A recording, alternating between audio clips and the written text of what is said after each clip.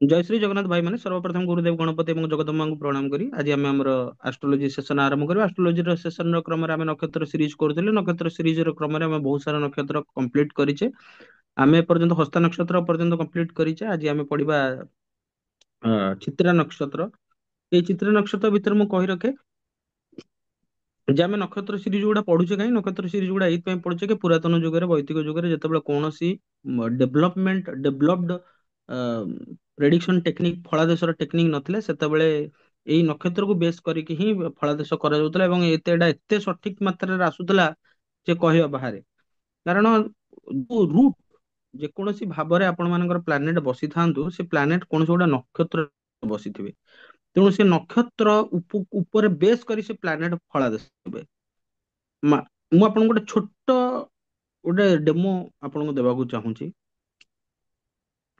शुक्र रिलेशनशिप रो कारक कहू शुक्र को आम सुख समृद्धि रो कारक कहू शुक्र देव को आम डिप्लोमेसी रो कारक कहू शुक्र को आम माने रिलेशनशिप धन टंका पैसा ये जोड़ा एक्चुअली भौतिक जगत रे जोड़ा नीड तार कारक शुक्रदेव कहू कहार केतु जदि शुक्र नक्षत्र बसीगला केबे भाबिचंदी कौन हबो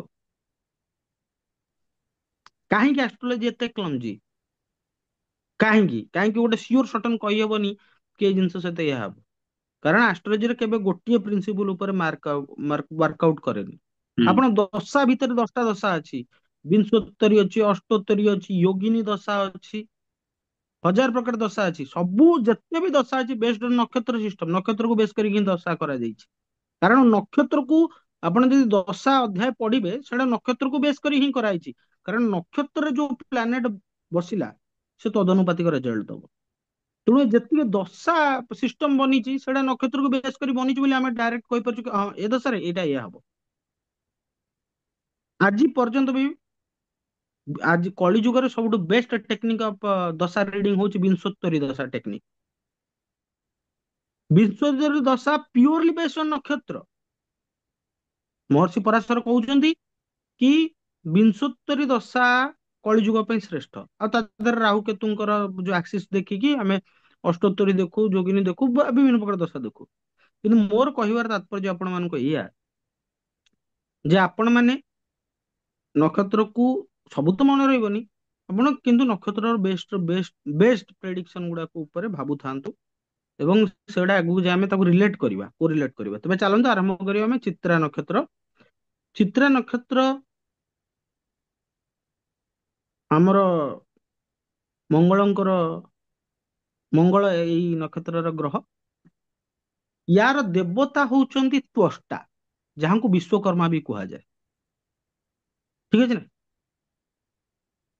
ଯୋଉ ପୁରା ଚକଚକ ମୋତି ବ୍ରାଇଟ ପର୍ଲ ମାନେ ପର୍ଲ ହଉଛି ଏଇ ନକ୍ଷତ୍ରର ସିମ୍ବଲ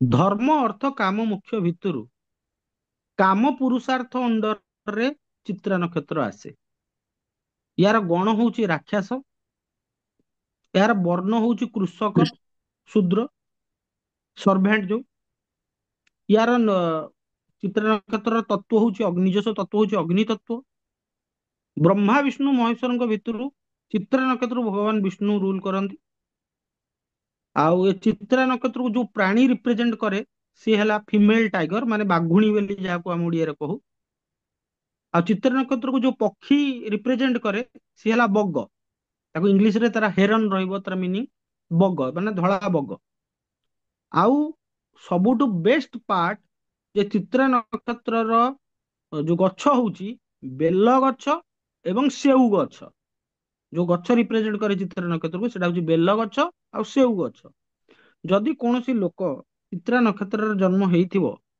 ଯୋଉଠି ତ ଚନ୍ଦ୍ର ବସିଗଲେ ସେଇଟା ହେଇଗଲା ଆମର ରାଶି ଆଉ ସେଇ ନକ୍ଷତ୍ର ହିସାବରେ ଆମର କାଲକୁଲେସନ ହୁଏ ଯଦି କୋଉଠି ଚନ୍ଦ୍ର ଚିତ୍ରା ନକ୍ଷତ୍ର ବସନ୍ତି ଏବଂ ତାର ନାମକରଣର ଦରକାର ପଡିଲା ତାହେଲେ ସେଇ ଲୋକର ଆଦ୍ୟ ଅକ୍ଷର ହବ ପ ରୁ ଷ୍ଟାର୍ଟ ହବ ପେ ପୋ ରା ରି ଏଇଭଳିଆ ଚିତ୍ରା ନକ୍ଷତ୍ରର ଲୋକମାନଙ୍କର ଆଦ୍ୟ ଅକ୍ଷର ରୁ ଆମେ ଜାଣିବା ତ ଆଜିର ସେସନରେ ଆମେ ଜାଣିଲେ ଚିତ୍ରା ନକ୍ଷତ୍ର ବିଷୟରେ ଆଗାମୀ ସେସନରେ ଅନ୍ୟ ନକ୍ଷତ୍ର ବିଷୟରେ ପଢିବା। ଏ ଗୋଟେ ଛୋଟ ଛୋଟ ଭିଡିଓ ହେଲେ ଗୋଟେ ବହୁତ ଉପାଦେୟ ହବ। ଆପଣ ମାନେ ଆଗକୁ ଯାଇ ଜାଣିପାରିବେ ମୁଁ ଏଟା କାହିଁକି କହୁଛି। ଯେତେବେଳେ 27ଟା ନକ୍ଷତ୍ର ସରିବ, 27 ନକ୍ଷତ୍ର ସରିଗଲା ପରେ ନକ୍ଷତ୍ର ବେସ୍ଡ ପ୍ରେଡିକ୍ସନ ଟେକ୍ନିକ ଆମେ ପଢିବା।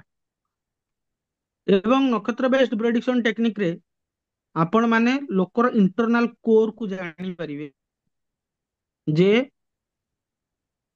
କି ଆକ୍ଚୁଆଲି ସେ ଲୋକଟା ଯାହା କହୁଛି ସେଟା ସେ ଠିକ କହୁଛି କି ବନାବଟିରେ କହୁଛି।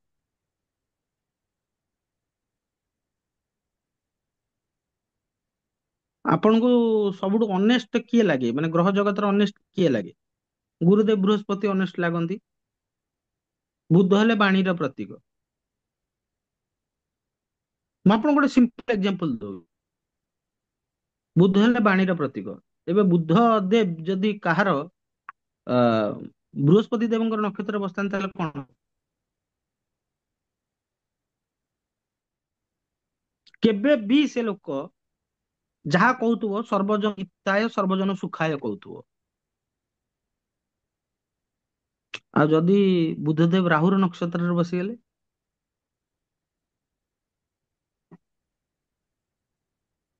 ଏବେ ବୁଝନ୍ତୁ ମୁଁ କଣ ମୁଁ ଗୋଟେ ଛୋଟ ଛୋଟ ଅନଭିଲ କରୁଛି ଏଇଥିପାଇଁ କି ଆପଣ କୌଣସି ଲୋକର କେବଳ ଜାତକଟା ପାଇଲେ ଖାଲି ସେ ଭାବ ଦେଖିକି ବସିଯାଆନ୍ତୁନି, କୋଉ ପ୍ଲାନେଟ କୋଉଠି ଗଲା, କିଏ କୋଉଠି ବସିଲା ସେଇଟା ଦେଖି ସେଠି ଅଟକି ଯାଆନ୍ତୁ ନାହିଁ। ଆପଣ ପୁରା ତା ମୂଳକୁ ଚେକ୍ କରନ୍ତୁ। ଆରେ ଗଛଟା ଲେଟ୍ ସେ ଗୋଟେ ଆମ୍ବ ଗଛ ଅଛି, ଆମେ ତାର ଡାହି କାଟିଦେଲେ, ଇଭିନ ତାର ସବୁତିକ ପତ୍ର କାଟିଦେଲେ, ଫିର ବି ତା ଦେହରେ 1% ତ ଚାନ୍ସ ଅଛି କି ସେ ବଞ୍ଚିଯିବ ଯଦି ପାଣି ଫାଣି ଦିଆହେଇକି ତାକୁ ଯତ୍ନ ରଖାଗଲା। 1% ତ ଚାନ୍ସ ଅଛି ବଞ୍ଚିଯିବାର। କିନ୍ତୁ ଯଦି ଜଡକୁ ଉଖାଡ଼ି ଦେଲେ କୌଣସି ଗୋଟେ ପ୍ଲାନେଟର ମାନେ କୌଣସି ଗୋଟେ ଗଛର, ତାହେଲେ କଦାପି ତାର ଚାନ୍ସ ନାହିଁ ବଞ୍ଚିବାର। ତେଣୁ ଆପଣଙ୍କ ନକ୍ଷତ୍ର ଯୋଉ ପ୍ଲାନେଟରେ ବସିଲା ସେଇଟା ହେଲା ତାର ବଜୁଦ। ଆଉ ସେଇ ନକ୍ଷତ୍ର ଯେତେବେଳେ, ନକ୍ଷତ୍ର ହଉଛି ଫୁଏଲ, ସେଇ ପ୍ଲାନେଟ ସେତିକିବେଳେ ଆକ୍ଟିଭେଟ ହବ ଯେତେବେଳେ ଏ ନକ୍ଷତ୍ର ଆକ୍ଟିଭେଟ ହବ। ଆଇଦର ଅର୍ ବି ପସିବୁଲ। ଧର ଭେନସର ଦଶା ଆସିଗଲା, ଭେନସ ଚିତ୍ରା ନକ୍ଷତ୍ର ବସି, ତାହେଲେ ମଙ୍ଗଳ ଅଟୋମେଟିକ ଆକ୍ଟିଭେଟ ହେଇଯିବ। ସେମିତି ସବୁ ଦେଖନ୍ତୁ, ପ୍ରତ୍ୟେକ ଗ୍ରହ ପ୍ରତ୍ୟେକ ସମୟରେ ଆକ୍ଟିଭେଟ ଥାନ୍ତି, କିନ୍ତୁ ପୂର୍ଣ୍ଣ ରୂପରେ ଏକ୍ସକ୍ଲୁସିଭ ରେଜଲ୍ଟ ସେତିକି ମିଳେ ଯେତେବେଳେ ସେ ଦଶାଟା ଅପରେଟ କରେ। ଏଇଟା ଆପଣ ମାନେ କ୍ଲିୟର ହେଇଯାଆନ୍ତୁ। ତେଣୁ ମୁଁ ଏଇଗୁଟା ଛୋଟ ଏକ୍ଜାମ୍ପଲ ଦେଲି କି ଏଗୁଡା ଆମେ କାହିଁକି ପଢୁଛୁ। ଆଚ୍ଛା, ଯାହାର ଚିତ୍ରା ନକ୍ଷତ୍ର ଥିବ, ଯଦି ବେଲ ଗଛର କିଛି ଜିନିଷ ତା ପାଖରେ ରହିଲା ତା ପାଇଁ ଭଲ କି ଖରାପ? ଏ ଦେଖନ୍ତୁ ଆପଣ, ଯଦି ବଗର କିଛି ଜିନିଷ ବଗକୁ ଖାଇବାକୁ ଦେଲା ତାହେଲେ ଭଲ କି ଖରାପ? ଆଉ କିଏ ଏଠି କହିବ ଏଇ ଚିତ୍ର ନକ୍ଷତ୍ର କି ତାର ପ୍ରାଣୀ ହଉଛି ଫିମେଲ ବାଘୁଣୀ, ମୁଁ ବାଘୁଣୀର ଗୋଟେ ଜିନିଷ ଆଣିକି ପାଖରୁ ରଖିବି।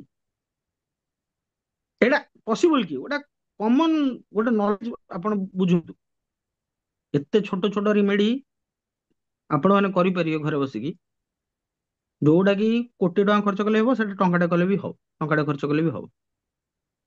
ଈଶ୍ୱର ବନସ୍ପତିରେ ଏତେ ଜିନିଷ ଭରି ଦେଇଛନ୍ତି, ସେ ନକ୍ଷତ୍ର ବେଶ ପ୍ରେଡିକ୍ଟ ନକ୍ଷତ୍ର ବେଷ୍ଟ ରେମେଡି ସଦା ସର୍ବଦା କାମ କରେ। ଏଟା ହୋମିଓପାଥି ଭଳିଆ କାମ କରେ, ନିଶ୍ଚିତ ରୂପରେ କାମ କରେ, ଯଦି ସେ ଲୋକ ଟିକେ ହାଲକା ସ୍ପିରିଚୁଆଲ ହେଇଥିବ ଏବଂ ଆଇଁଷ ପାଇଁଷ ଖାଉନଥିବ, ନନ ଭେଜିଟେରିଆନ ନ ହେଇଥିବ,